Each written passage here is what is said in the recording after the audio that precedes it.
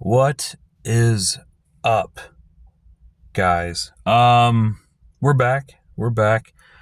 It is the day right after Memorial Day. Memorial Day was yesterday, Monday, obviously. And we got out and tried to do some fishing. But since it was Memorial Day, everyone and their cousin decided that they all wanted to go fishing. We went to 3 or 4 different lakes and ponds in the area to try to fish yesterday. All of them, parking lots completely freaking full. Everyone was camped out in every little spot wrapped around the lakes. There wasn't anywhere to set up and fish. There was no open spaces. All of them were taken up. And I was like, God dang, dude, of course that would happen on Memorial Day. You know what I mean? Happens every year. You know, all of a sudden everyone and their freaking cousin thinks that they're a fisherman all of a sudden. Do they do it every day, every week, every month? Like we do? No, they don't. They do it like once, twice a year for like family get-togethers, and that's it. They're not like actually like fishermen. You know, they don't do it for sport. They don't do it for a hobby or because they like it. They do it because it's Memorial Day, and that's it. Which sucks because the overcrowding at all of these lakes and ponds was ridiculous. Every pond we pulled up to, full, nowhere to park. And we finally ended up finding a little hidden under the radar pond that had like nobody on it. So we decided to fish that pond instead. And it was okay.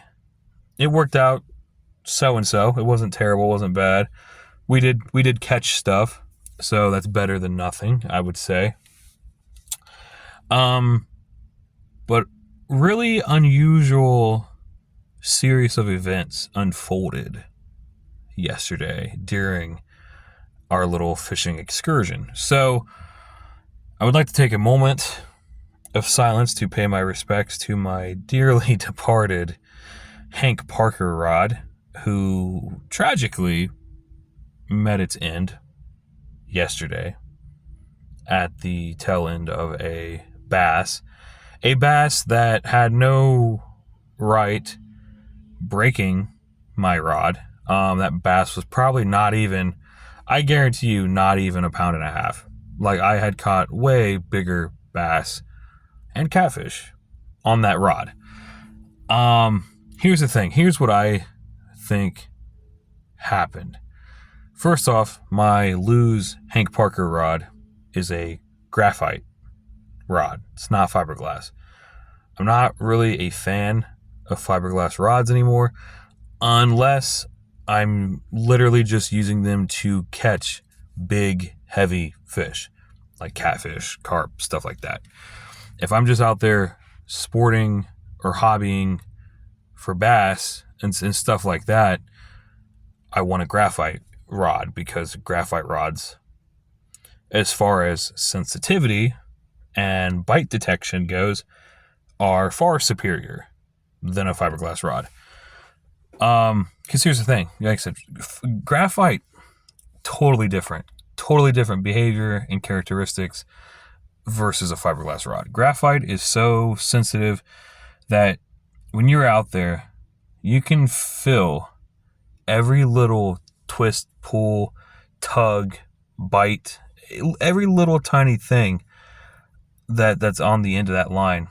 You can feel it with a graphite rod. They're so sensitive and they have superior bite detection.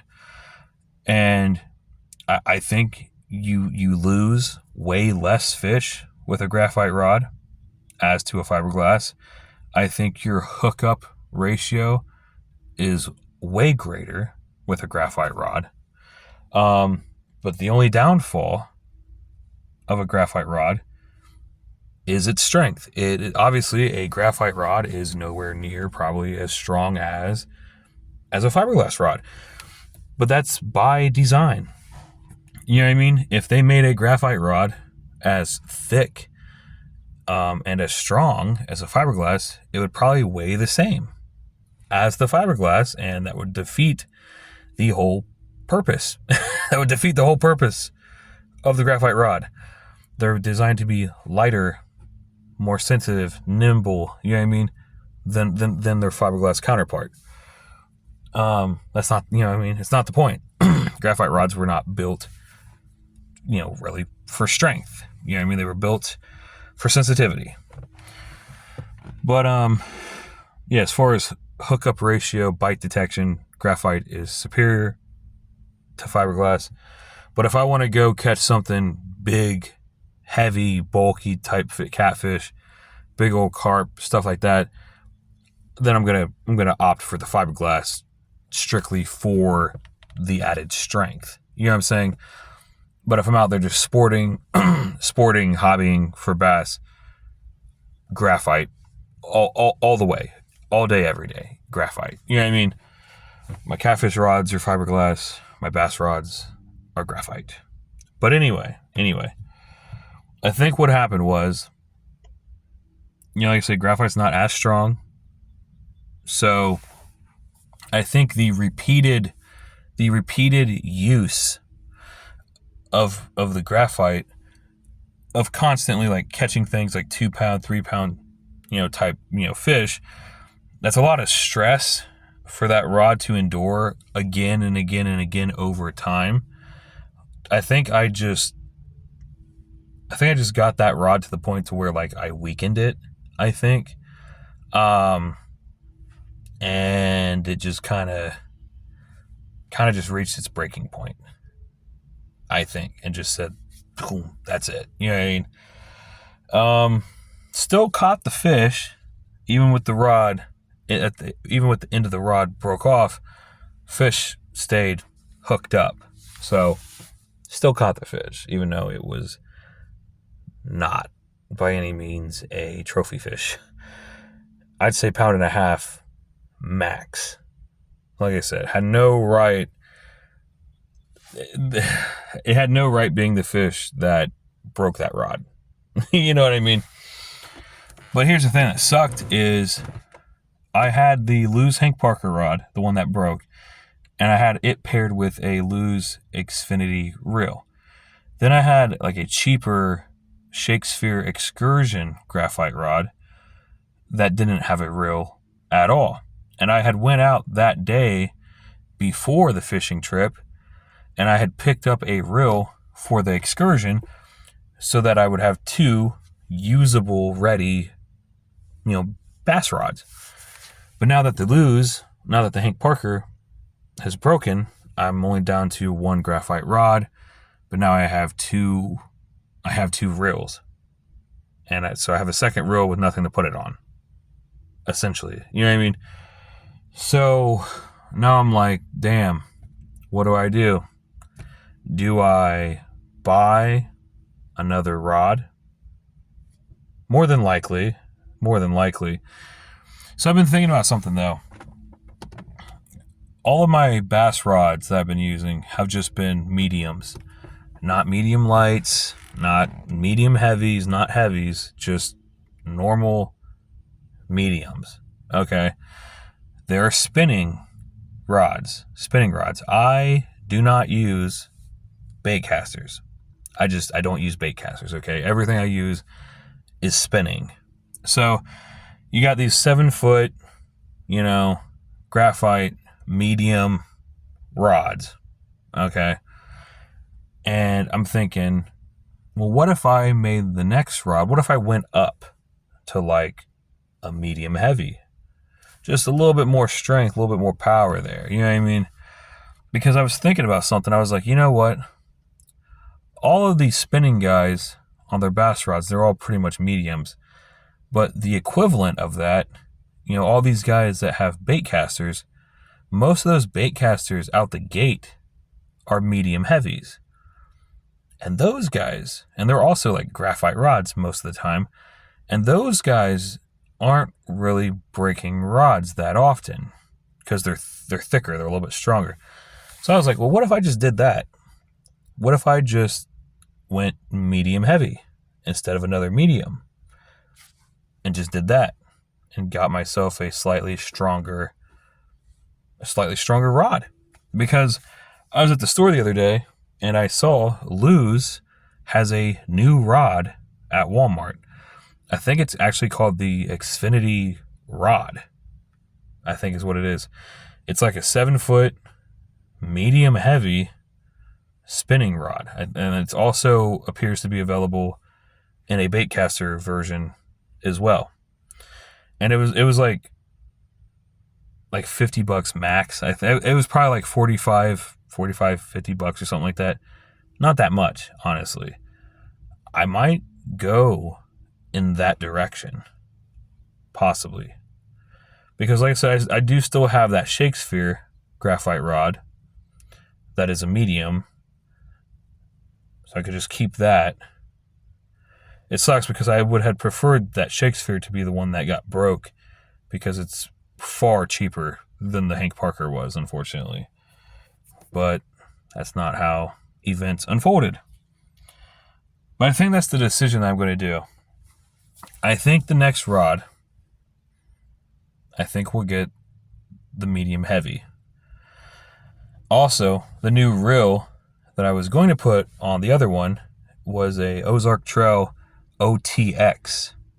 Really nice reel for the money. Like, cheaper than a Lew's reel, but like pretty much the exact same quality and function. Because a lot of people don't know this, the Lew's and the Quantum and the Ozark Trail stuff is all coming out, I believe, from the same factory. I think the company's called like Real Fishing or something like that. I don't know. But it's all coming out of from the same manufacturer, from the same warehouse. So a lot of those Ozark Trails, the Lew's and the Quantums, a lot of them are sharing parts with each other. So you're still getting really good quality stuff. It's just branded as Ozark Trail and put up for a slightly cheaper retail price. And that's really it.